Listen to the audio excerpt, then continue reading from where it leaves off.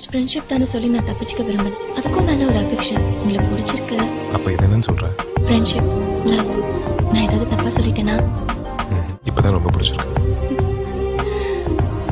என்ன பார்த்து சொல்லுங்க.